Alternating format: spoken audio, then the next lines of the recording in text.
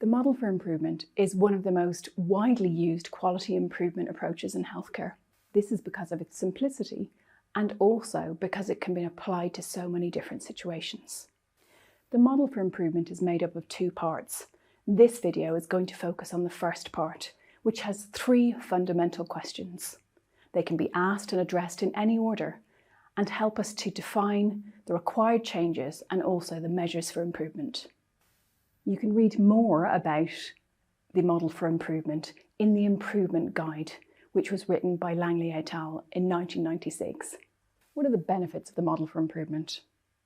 Well, it provides a simple and systematic approach that can be applied by anyone.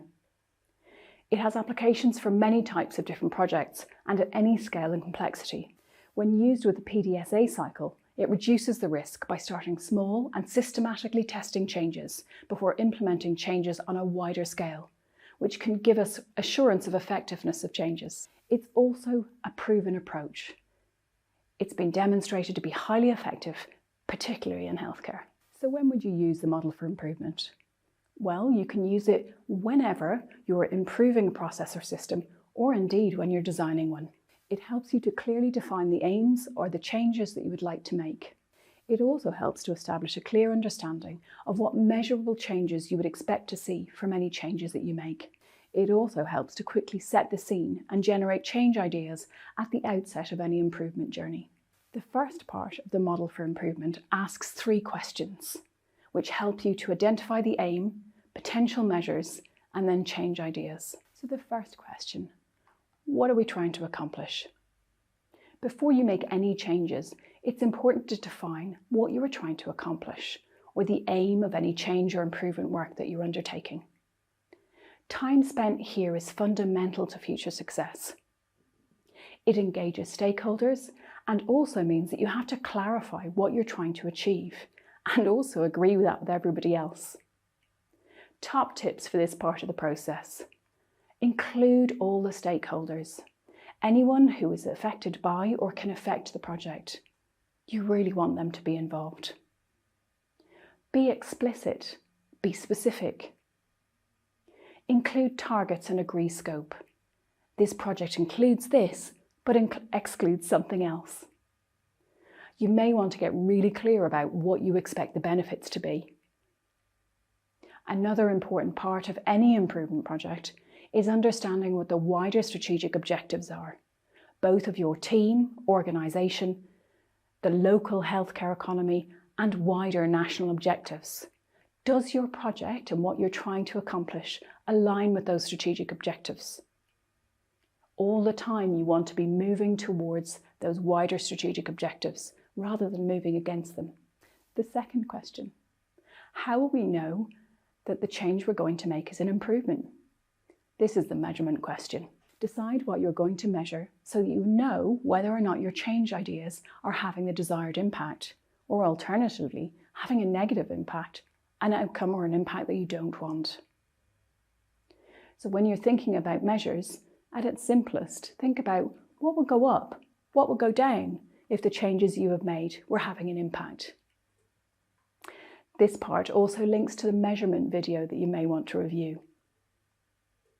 To answer this question, you'll need to collect data and analyse it before, very important to do it before, and after you make any changes. You may want to collect quantitative data, which answers questions such as how many, how long, or how much. But you'll also want to collect qualitative data as well, so that you understand the experience of patients, staff, and any other stakeholders in your project. So question 3.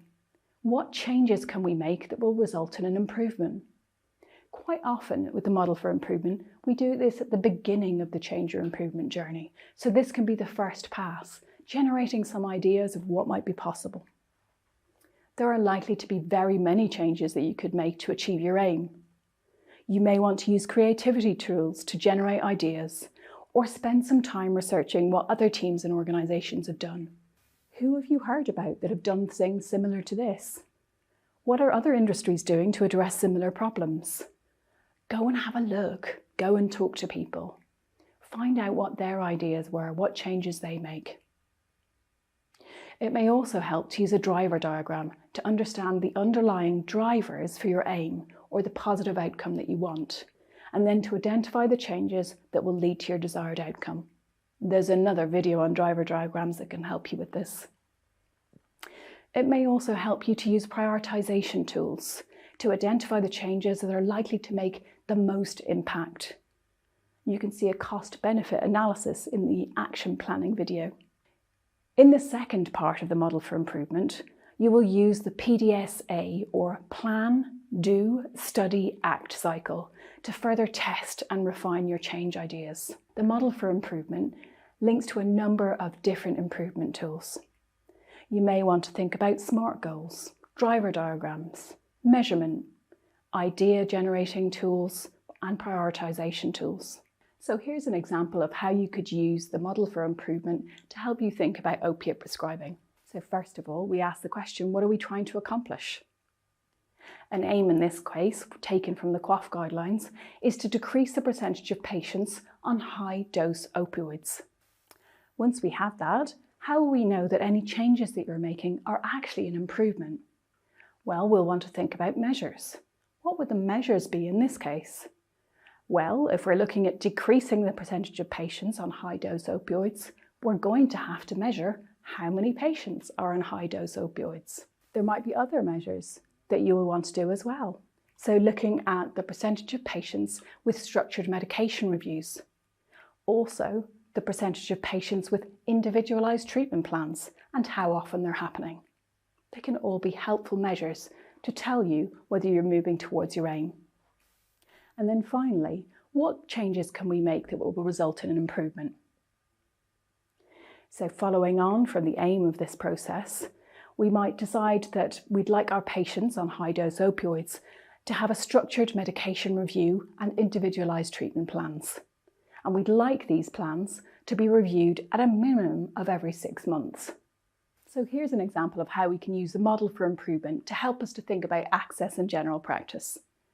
So firstly, we ask the first question, what are we trying to accomplish? What is our aim here? When we used this with the practice, they thought that the first aim for them would be to increase the number of on-the-day appointments available for patients to book. When they thought about the second question, how will we know that the change is an improvement, they thought about what they could measure.